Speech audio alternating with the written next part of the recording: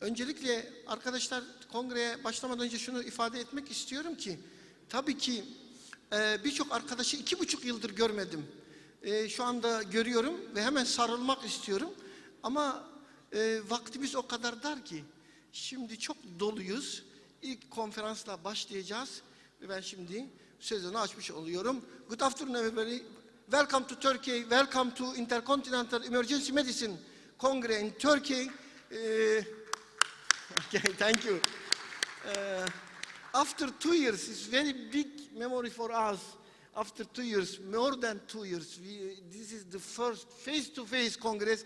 We are like big family and we miss each other very much.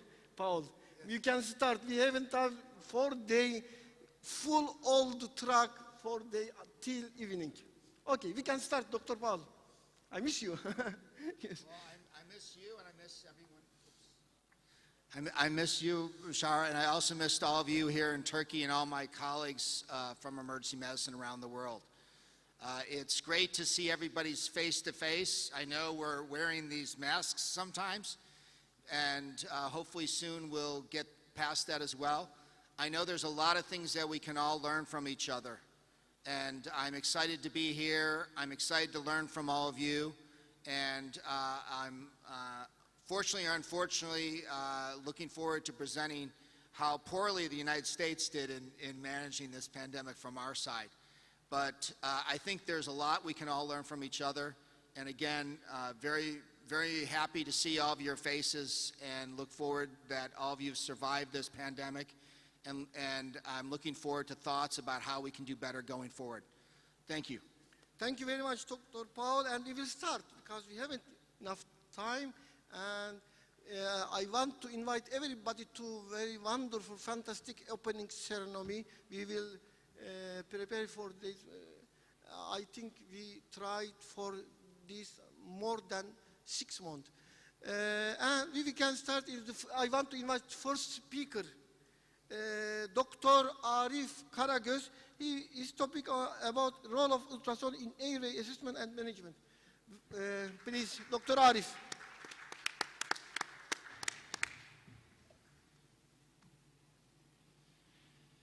My presidents, my colleagues, it's very beautiful to see you after 2 years in here. I am Dr. Arif Karagöz from İzmir Çeli Training Hospital, Emergency Department, and I will talk about point-of-care ultrasound for airway management in Emergency Department. First of all, I have nothing to declare, no conflict of interests.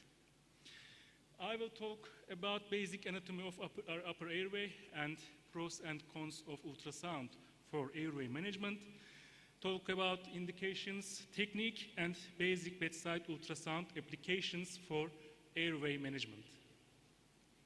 As you all know, airway starts with mouth and nose, and then continues with larynx. And larynx is the most important part of airway for emergent airway procedures, as you know. And we try to see this area with bedside ultrasound to do better interventions. And larynx is made of a bone, some cartilages, and some ligaments between them. Bone is hyoid bone, and there are thyroid cartilage, cricoid cartilage, and tracheal rings, and there are also ligaments and some muscles between them. And why we should use ultrasound? What is pros and cons? First of all, ultrasound doesn't harm our patient. It doesn't consist any ionizing radiation or any contrast material, etc. It's repeatable, it's quick and easy to perform and perfect to use at bedside. And it's also easy to learn. But we want to use ultrasound, so we have to have an ultrasound device in our emergency department. And it's also operator dependent. If you are a novice sonographer, at your first, second, third attempts, you can be failed. But after you get experienced, you will do much better imagings with ultrasound. And in some circumstances, we cannot use ultrasound. For example, if there is subcutaneous emphysema, etc., these circumstances doesn't allow us to use ultrasound. And what are the indications? The most important indication of ultrasound for upper airway management is to see the best puncture place for emergent airway procedures, especially cricothyroid membrane and trachea, while we are doing emergent front neck airway access. And then the second important indication is to correct our tube placement. If we have done a correct endotracheal intubation or we have done a false esophageal intubation. And it's very easy to see if it's correct or not with ultrasound. And we can predict the optimal size of our endotracheal tube for our patient with ultrasound also. And we can even see if there is vocal cord palsy or not in our patients with ultrasound. And let's talk about technique. Our patient is laying supine in center sniffing position, neck is extended. We will use high frequency linear transducer and we will use depth approximately 3 to 4 centimeters. And we will do imaging in two manners, first vertical and then horizontal manner. Let's start with vertical scanning. When we put our probe on the thyroid cartilage, we will see the cartilages as round-shaped hypoechoic structures. And we will see a white line under them. This white line represents air-mucosa interface. And air generates a hypoechoic line with reverberation artifacts lying under. And the green one is thyroid cartilage. The red one is cricothyroid membrane between thyroid and cricoid cartilages. The light blue ones are tracheal rings, and the hypoechoic line is tissue air border. Cricothyroid membrane is important for performing urgent cricothyroidotomy. By using ultrasound, we can find cricothyroid membrane and we can find the best puncture site for our emergent airway access. We can use it by two ways. First, we can measure the depth of trachea from skin and mark the correct place with a pen, then take away our probe and go on. Or, after vertical imaging, we can turn our probe 90 degrees in a horizontal manner, and we can use out-of-plane technique to see our puncture goes on from the ligament. The second anatomic structure we can see with ultrasound is tracheal rings. And to see this area is important for while we are performing percutaneous tracheostomy. We can find the best place to do with ultrasound. And then we will talk about transverse imaging. This transverse imaging is made by level. The first level is thyroid cartilage level. When we put our probe on thyroid cartilage in a transverse manner, we will see this structure as a mount, as a triangular shape. And vocal cords will be seen inside as hypoechoic structures. As you can see here, there is a triangular shape. Just like a mount, it's thyroid cartilage. We can see also thyroid gland on the cartilage. And inside there are two lines, hypoechoic lines, representing vocal cords. And they are lying between the apex of thyroid cartilage and arytenoid cartilages. And if our patient is conscious, we want him or her to emit sound, and we can see both of the vocal cords coming together at the midline and vibrating to produce sound. So this image shows us there is no vocal cord paralysis. But if one or two of them doesn't come at the midline, we can say that there is a vocal cord paralysis. The other level is cricoid cartilage level. Cricoid cartilage level is seen as a hypoechoic inverted U shape, not as a triangular one, an inverted U-shaped structure placed inferior to the thyroid cartilage. And if we measure this cartilage from inner to inner diameter, we can predict the optimal size, tube size for our patient to use. And the most common indication of airway ultrasound in emergency department is correction of endotracheal tube placement. It's simple and fast method for correcting the placement of our tube. It's sensitive and specific. Expert sonographers reach more than 95% correctivity, but novice sonographers have also more than 90% sensitivity and 95% specificity. There are two methods to use ultrasound for this indication. First, direct method. Put your probe to cricoid cartilage level in a transverse manner and look. And the second is indirect method. Indirect method is to see the lung movements by lung ultrasound. And direct method does not require ventilations. It's an important advantage because we can avoid our patient to have gastric insufflation or delay in diagnosis, etc. As I said before, direct method is direct imaging of cricoid cartilage level from anterior neck. And we will look a second round-shaped air-filled tubular structure other than trachea or larynx. If we see a second structure, it means that there is esophageal intubation. You can see at the right side. If you see only one tubular structure with a hyperechoic line, this means this is correct endotracheal intubation. And you can even see esophagus lying posterolaterally at the left side from the trachea sometimes.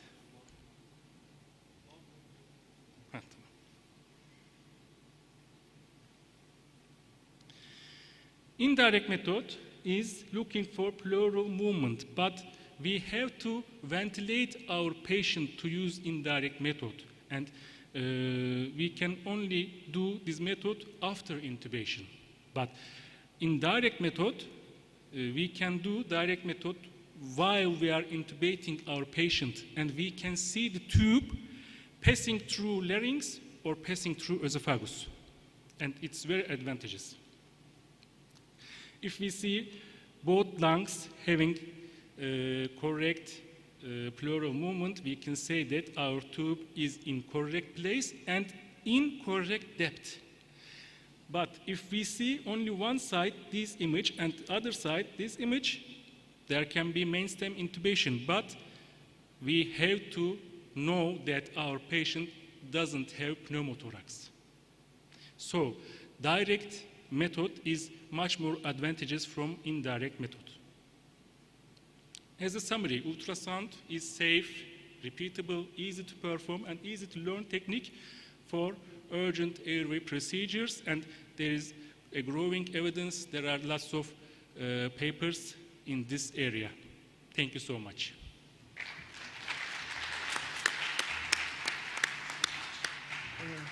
Thank you very much, Dr. Arif. We will take question, the last of section, okay? You can invite section. Yeah, first of all, great presentation. And how often do you use this in evaluating airways? Do you use this 100% of the time, 50% of the time? How often do you use this? Okay, Arif, go, sorry. Sorry, I thought we will talk about in discussion time, sorry. Especially for endotracheal tube placement correction, we use this method more than 70 or 75%. But for my expectation, for airway interventions, we started to use ultrasound, but we are novice, in fact. But we are trying to get expertise around this area also. But for placement, we are doing it, and we have also wrote a paper for American Journal of Emergency Medicine. We have a paper there, and we have shown that it's very easy to learn also. We have given only 30 minutes education, and we have made 10 practices for novice sonographers, and they reached a good correction while making resuscitation. I have one more question for you, because I'm very interested in this, actually. In the US, we don't really use ultrasound that much for airways. So can you also look to see whether the ET tube is in the carina at all, or how far down can you look at how far the ET tube is placed? I have read some papers about this issue also, but I didn't practice this yet. Great. Are there any other questions from the audience? Great. Thank you very much. Thank you.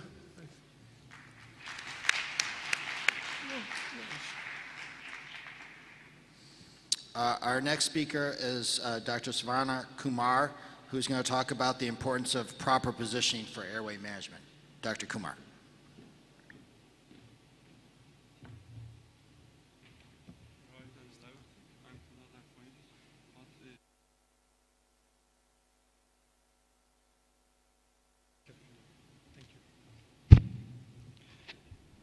Very good afternoon to all, and I am Dr. Savana Kumar. I represent Society for Emergency Medicine India as its secretary, and it's my pleasure to be here, and thank you so much to EPAT and Professor Bashar for inviting me over. I was so happy. This is my 8th trip to this event and to this Congress, so now Turkey is my second home. So extremely happy to be here. When I got this invite, I was quite happy. At the same time, I was also a bit worried. Happy because I got an opportunity to come again to meet all of your friends in physical event, but a bit worried whether the suit and pants would fit me, because I haven't worn them for 2 years. So we were all on our scrubs, but really feels good to be here at the end of the day. My talk here today is on importance of proper positioning of airway, and this is going to be a very basic talk, because sometimes we do tend to forget basics when it comes to airway. So the objectives of the next 10 to 15 minutes is for us to revisit the 3 golden rules of airway management. We're going to see, does positioning your patient really matters? Does your position as an operator on the head side, does it really matter? What should be the position of the blade tip? And what's the difference in children when it comes to airway management? I have added a few QR codes for your reference of those studies. So anybody who's interested, you can keep your QR scanning so that you can directly refer to those studies. So before we proceed any further, we're talking about airway positioning for an advanced airway like intubation. But we need to remember 3 golden rules of airway management. Anybody, that's almost anybody, can be oxygenated and ventilated with a bag and mask. The art of bagging should be mastered before art of intubation. Manual ventilation skill with proper equipment is a fundamental premise of advanced airway. So this is my suggestion to all the residents, especially those who are starting your career in emergency medicine. Never forget these 3 golden rules throughout your career in emergency medicine. So the 3 positions which are very, very important for us to have a successful airway placement. 1, how do you position yourself? 2, the patient's position. And the 3, where do we keep your laryngoscope blades? Let's quickly look at how do we position ourselves when we intubate. Right? I'm going to show a few pictures in the forthcoming slides. But what I would recommend here is clearly stand further back with straighter arms and your back. Hold your laryngoscope closer to the blade. The arm should be only modestly flexed at the elbow and adducted, and do not bend in right angles. By application of force, the intention here is not to lever your scope, but to give the force so that you can lift the laryngoscope up. So let's look at this picture where my resident is trying to intubate a patient. As you can clearly see in the first picture, you can see he's bent forward, his elbows are flexed. That's not the position you need to be while you are intubating. If you look at the second picture, you can clearly see now how he stands back and the elbow is not flexed as much. It's only flexed very minimally. Right? That's the right position for you to stand when you intubate. And also look at the space between the head of the patient and head of the bed or the end of the trolley. So there's a lot of space in between. That's not the way you place your patients. The patient's head end should be ideally at the end of the trolley, closer to you. When you begin with the wrong position, that will lead to a wrong axis, which we are going to see in some time now. And what you will end up doing is basically you'll go more closer to the patient, trying to look for the vocal cords, which is absolutely not the right way to do or right thing to do, right? So does the patient's bed height really matters? It's something which we overlook. Clearly in an emergency department, it's quite busier. We don't really pay so much of attention to the height of the patient trolley. Clearly, that does make a significant importance in airway management. The patient must be in the center of the bed, and his head must be positioned as close to the upper end of the stretcher.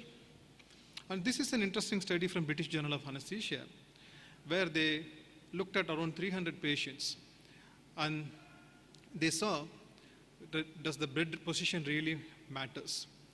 And they tried intubating patients at 4 levels of the operator. One at the level of the neck, one at the level of xiphisternum, at the level of the lower ribs, and one at the level of umbilicus.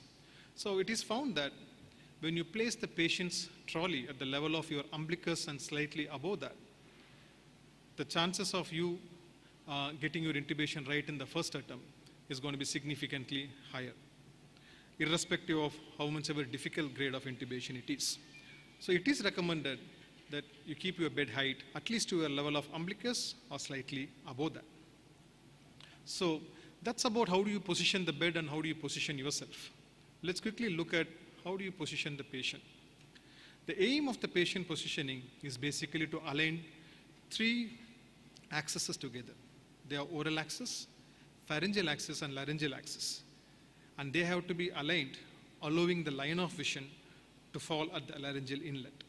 And this was described actually in 1936 as 3-axis theory, and we call it as sniffing position.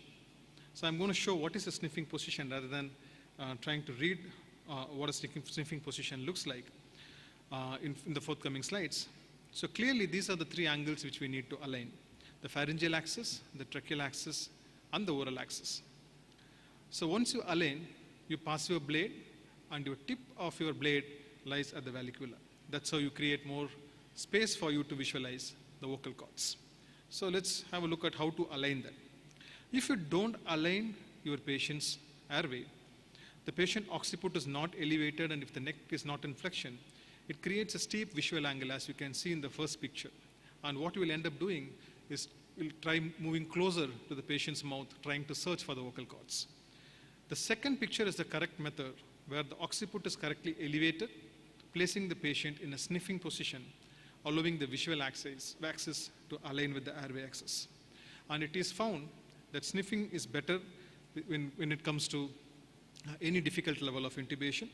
So sniffing position has highest first pass success rate. So once you place your blade in the vallecula, if you place it in the proper position and lift, clearly you're going to see the vocal cords as shown in the second picture. But improper positioning of the blade or the tip of your blade, or in fact improper selection of a wrong size blade, in spite of your sniffing position and your position, you may not still see the vocal cords when you intubate. So these are some of the other positions which are recommended, like ramped or stacked or head elevated laryngoscopy position.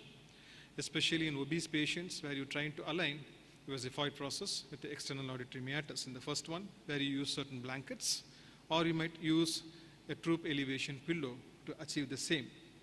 But what's interesting is there are studies, and this one is a recent meta-analysis of about 632 study subjects, which basically